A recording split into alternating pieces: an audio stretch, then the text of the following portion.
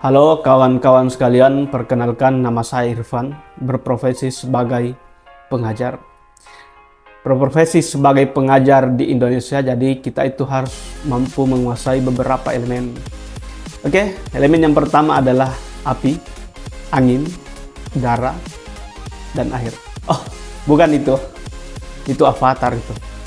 Oke, sebagai pengajar di Indonesia, jadi kita harus mampu mempunyai atau menguasai beberapa metode pembelajaran.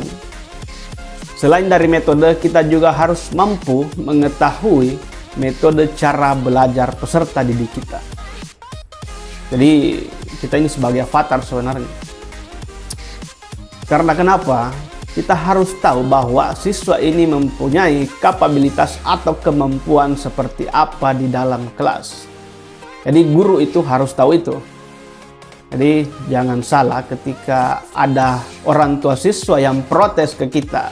Karena kita ini kan avatar, jadi ya kadang orang tua memprotes. Kenapa anak saya seperti ini di sekolah, kenapa? Tapi harusnya orang tua juga yang harus bertanggung jawab kepada anaknya. Oke, tetapi kawan-kawan sekalian, saya mau bahas tentang sedikit apa yang saya lihat atau apa yang pernah terjadi di dalam proses pembelajaran. Oke, saya teringat sebuah tulisan di dalam buku. Jadi buku itu berjudul Sekolah Itu Candu. Jadi ada tulisan di dalam buku itu yang menurut saya cukup keren. Dia menyampaikan bahwa sekolah selain menciptakan orang baik, sekaligus bisa menciptakan penjahat. Nah, kenapa demikian?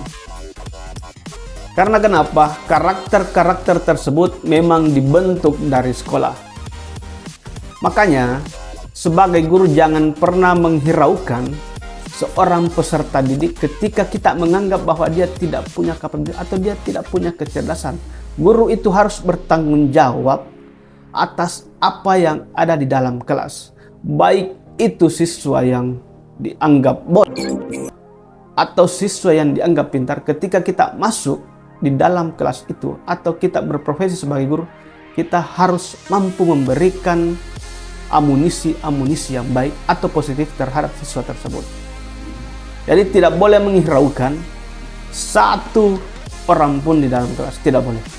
Itu tugasnya guru, apalagi dia sebagai wali kelas. Oke, di dalam tulisan tersebut, ketika menciptakan seorang yang baik sekaligus penjahat, memang betul karena karakter itu dibentuk dari sekolah. Karena betul, notabene pendidikan sebenarnya adalah mencerdaskan anak bangsa, bukan sebaliknya.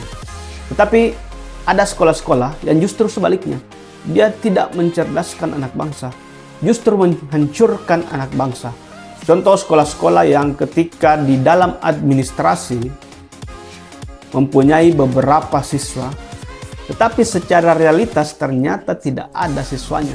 Tetapi karena sekolah ini hanya membutuhkan dana bos, makanya di dalam administrasi dia mempunyai banyak siswa. Inilah sekolah-sekolah yang menghancurkan anak-anak bangsa itu sendiri. Dia memberikan sebuah kertas atas nama ijazah, tetapi dia tidak mempunyai pengetahuan di dalam sekolah. Ini hati-hati. Ini bahaya sebenarnya. Makanya kita tidak heran ketika ada anak setelah lulus sekolah, dia menjadi penjahat, dia menjadi pencuri. Tetapi yang dicuri adalah uang rakyat. Karena kenapa? Di dalam sekolah dia tidak ditanamkan prinsip dasar. Prinsip dasarnya adalah tidak ada akhlak, tidak ada moral, tidak ada nilai agama yang ditanamkan sejak sekolah. Makanya pada saat sukses, dialah yang mencuri uang karena nilai-nilai agama di dalam hatinya tidak ada.